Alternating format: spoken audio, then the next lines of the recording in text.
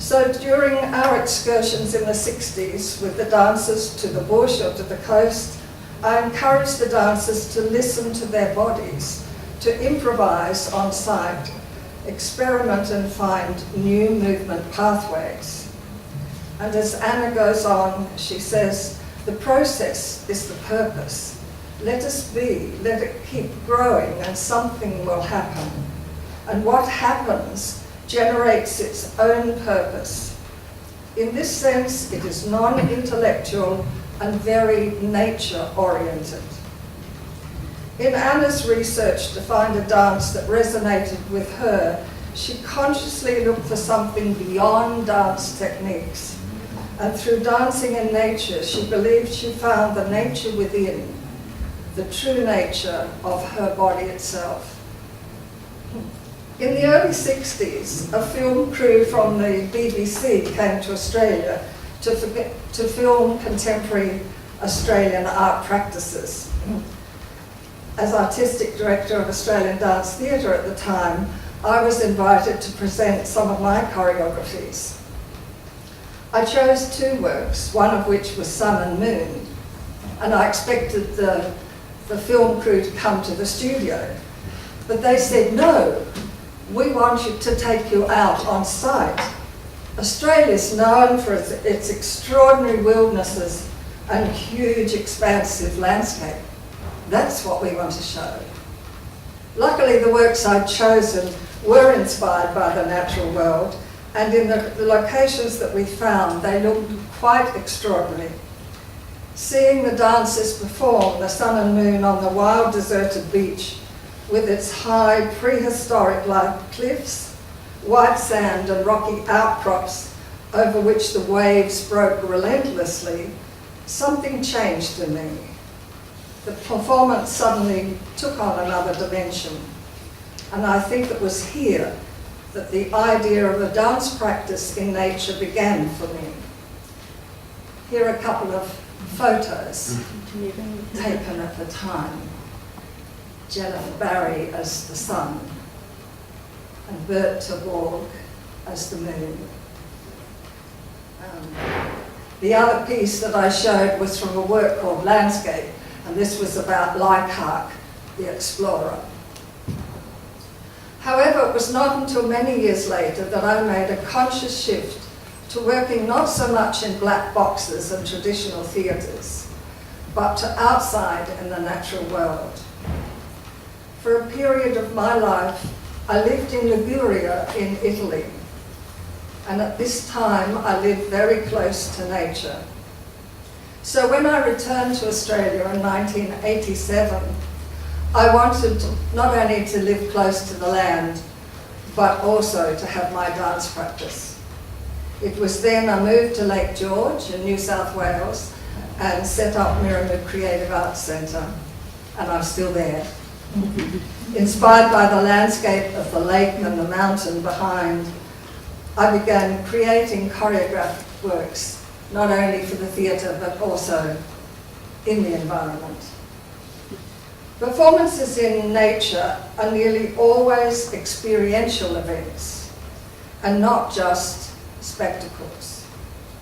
So when presenting a dance work in nature, my aim is to be a voice for the natural world. I also aim for the audience members to experience nature in a new and different way. I want to shake them out of just seeing beautiful scenery or panoramic views, or worse still, to just take nature for granted. So I often engage audiences in participatory ways so that they become witnesses rather than spectators. And I give them opportunities to go deeper into deeper dimensions than the everyday. For the duration of the performance, the audience is focused on the natural world and on performers in unusual situations.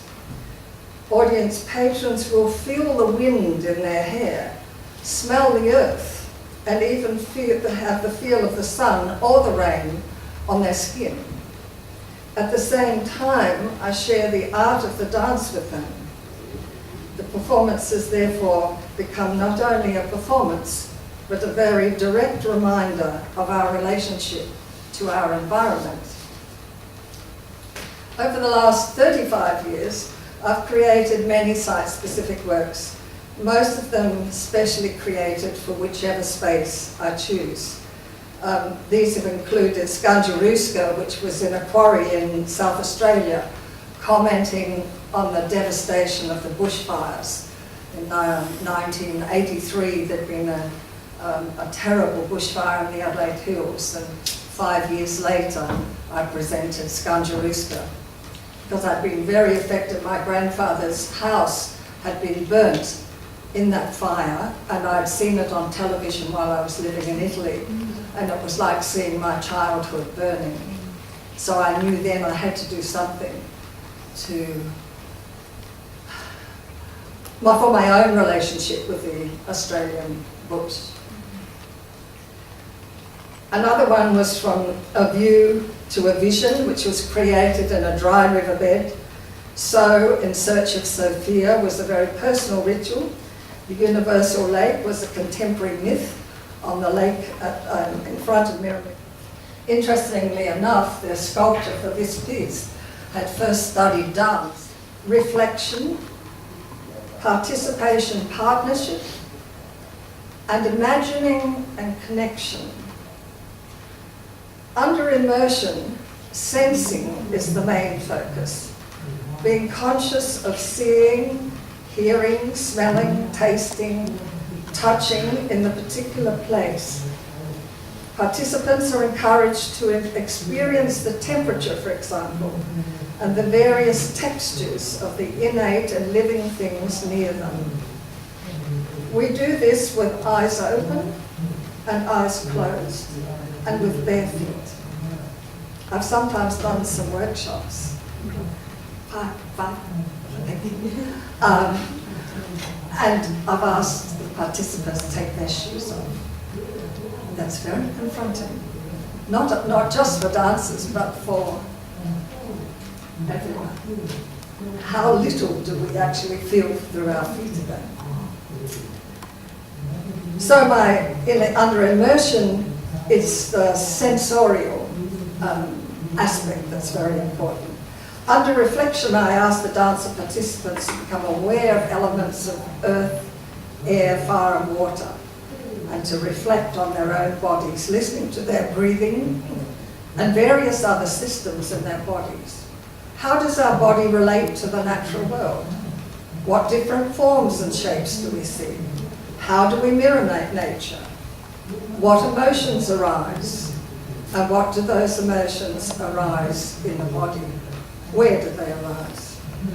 In being conscious of partnering and participation with nature, we must be aware of how we participate and cooperate with the natural environment.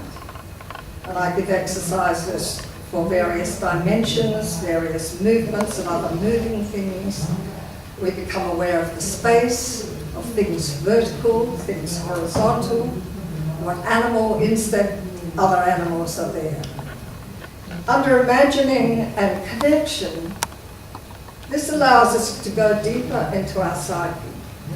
It is about opening up to a dream state, listening to the imagination, to stories, images, and sounds that often arise when we're in the natural world.